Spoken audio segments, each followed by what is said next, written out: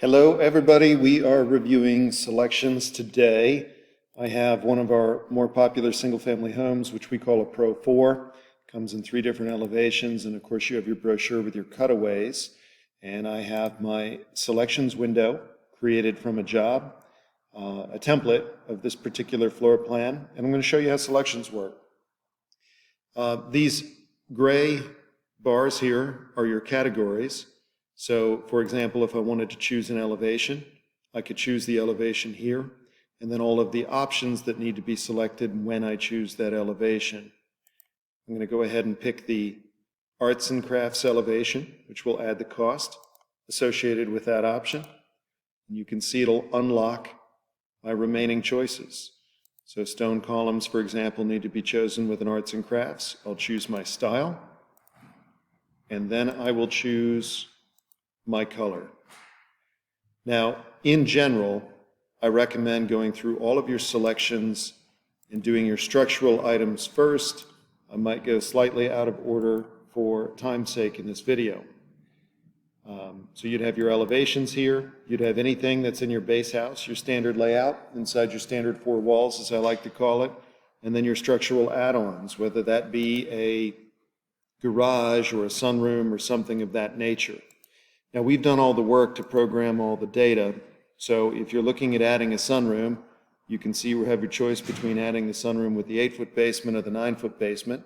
Obviously, it wants to coincide with the house you've selected, but we've done all the legwork to pre-program all of the individual line items that go into making up that sunroom, and we maintain these costs for you in real time. So it's as accurate as you can possibly get.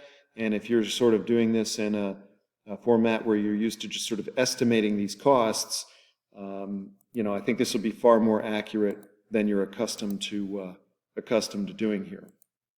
A couple other basic items in terms of selections. We have the system set up so that you first need to choose your level and then you choose your color. For example, if we're looking at cabinetry, your cabinetry colors that are available in level A are different than your level B.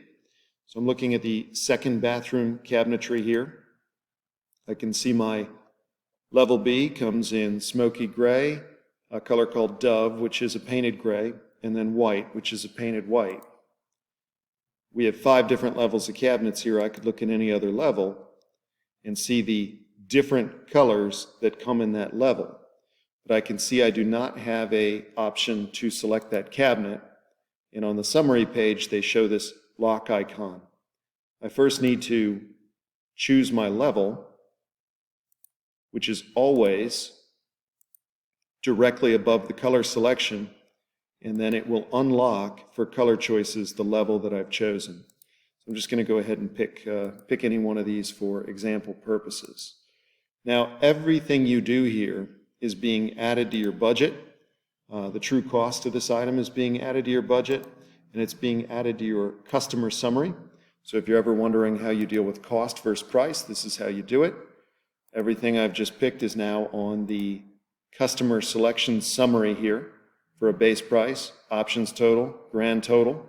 This will also measure your deposits for point of reference. And then everything that I've added here will go to my budget. So if I want to make sure that the upgraded cabinetry that I selected is in here, I can come down and my budget will reflect cabinetry level D. It's subtracted cabinetry level A for the cost difference. So we are good to go there.